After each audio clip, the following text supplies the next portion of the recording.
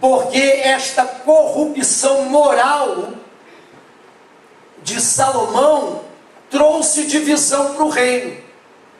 O reino foi dividido, ficou dividido o norte e o sul com Judá e Jerusalém, e o norte com Israel e Samaria. A nação foi dividida entre um moço chamado Roboão e um dos filhos de Salomão, Jeroboão, e um dos filhos de Salomão chamado Roboão. E como Jesus declarou lá no Antigo Testamento que um reino dividido contra si mesmo não existe, aquilo que é dividido não sustenta, não vinga, não cresce. A Bíblia declara que a nação de Israel se fracionou. Houve um cisma, uma divisão.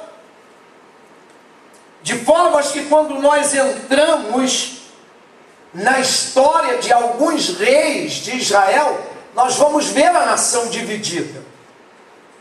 Aqui está a prova, nós estamos diante de uma nação enfraquecida pela divisão. Eu preguei uma mensagem há um tempo aqui, na Bíblia diz que Elias se levanta, e a Bíblia diz que ele sai de Samaria e vai para Betesda, e o texto diz assim, que está no sul. Que nós entendemos que esta história aqui, este problema aqui, alcançou o lado norte. Se o país não tivesse sido dividido, ficaria muito mais difícil, quase impossível, as doutrinas de Jezabel penetrarem ali. Verdade é que o reino está debilitado por causa desta divisão. Agora o inimigo se aproveita e entra, através de Jezabel, casamento de Acabe com Jezabel. Os irmãos sabem desta história, como Elias, usado por Deus, traz uma palavra sobre a nação, sobre aquela região toda ali, e não apenas o país de Israel, a nação, mas as nações vizinhas, de que haveria fome e sede, por conta de uma seca que viria sobre a terra. Isto aconteceu. Vejam que quando Elias vai ao rei Acabe entregar esta mensagem de Deus, Acabe tenta matá-lo. Diz o texto então que Elias foge para um lugar preparado por Deus para ele, a fonte de Querite. Ele fica ali por um tempo, e a Bíblia não diz qual o tempo, bebendo da fonte, porque havia parado de chover, não faz muito tempo, e ele bebia do riacho, da fonte do ribeiro de Querite, e diz a Bíblia que os corvos, urubus, lhe traziam pão e carne pela manhã e pão e carne à tarde, e ele bebia da fonte, por um tempo, até que a Bíblia diz que a fonte secou, não tem mais água. A Bíblia não dá detalhes sobre os pássaros que sustentavam, alimentavam Elias, mas com certeza eles pararam de vir, porque pela segunda vez, Deus chama Elias e diz: agora sai daqui e vai para outro lugar. E Deus diz a Elias para onde ele deve ir. Ele vai mudar inclusive de nação, ele vai ficar aqui na fronteira com a Síria. Você já viu, o mapa é muito perto. E Deus lhe dá uma orientação. Deus diz ao profeta Elias: vai-te para a cidade, distrito de Sarepta, que está em Sidom, não é mais Israel, porque ali eu ordenei, Deus havia dado ordem, Deus já havia falado com uma mulher viúva sobre Elias. E agora fala com Elias sobre ela. É uma direção geral, não é uma direção específica, é uma direção global. Ele não tem detalhes da parte de Deus. Elias não sabe quem é esta mulher.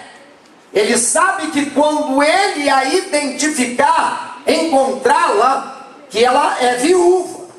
Mas Deus não disse a ele, em lugar nenhum, que é uma mulher viúva preta, branca, alta, baixa, magra, gorda, amarela, pele vermelha, tem cabelos pretos, grisalhos, olhos azuis, usa óculos. Não, a Bíblia não, Deus não deu detalhes. Deus apenas disse ao profeta que ele, o Senhor, havia dito a uma mulher viúva que o sustentasse. O autor, é bom parar e lembrar que não existe um livro dos 66 livros da Bíblia que foram escritos no momento em que ele foi revelado. Não existe isso. Toda escritura, todo relato da Bíblia Sagrada é posterior, é a posteriori. O que acontecia é que havia a tradição oral, ia passando de um para o outro, ia contando. Lá na frente, Deus levantava alguém para registrar. O autor, historicamente, do primeiro e do segundo livro de Reis é Jeremias. Se você já leu Jeremias com cuidado, você vai ver certa identidade de primeiro e segundo Reis com o seu livro, o livro do profeta Jeremias. Mas a verdade, historicamente, ele é tido como o autor. E vejam a defasagem de tempo. Vejam quando vive Elias e quando vive Jeremias. Portanto, nós estamos diante de um relato que vai ser escrito lá na frente. Vale a pena lembrar, irmãos, que quem está dizendo que a mulher é viúva é Deus. Deus não está dizendo a Elias quem é esta mulher, como ele vai identificá-la. Ele não sabe, na verdade, como encontrá-la. Ele não sabe como identificá-la. Lembrem-se também que Jesus declarou no Evangelho de Lucas que nos dias do profeta Elias havia muitas viúvas em Israel. Não havia uma, havia muitas. Mas Deus não a enviou a nenhuma delas, senão a uma síria, a Sarepta de Sidom. Então vejam que ele precisa, irmãos, aqui, escutem, em primeiro lugar, antes que a provisão de Deus chegue, ele precisa saber quem é a viúva, ele precisa saber quem é a mulher, ele precisa saber quem é a senhora. É quando a Bíblia diz que ele se levanta de Querite, porque o ribeiro havia secado, a água havia acabado, e ele caminha. Ao caminhar, a Bíblia declara que ele chega à entrada da porta da cidade. A porta está vazia, e ali está uma senhora apanhando lenha. Ele se dirige a ela, e posteriormente ele descobre que ela é viúva. Mas ele se dirige a ela crendo que ele está se dirigindo à pessoa certa. O texto, irmãos, dá dicas de como Elias descobriu quem era esta mulher. Seria muito fácil para mim, seria muito prático para mim, como outros, não é, pregadores, chegar aqui para o irmão e dizer que Deus revelou a Elias que era ela. Deus não revelou coisa nenhuma. Deus não revela tudo.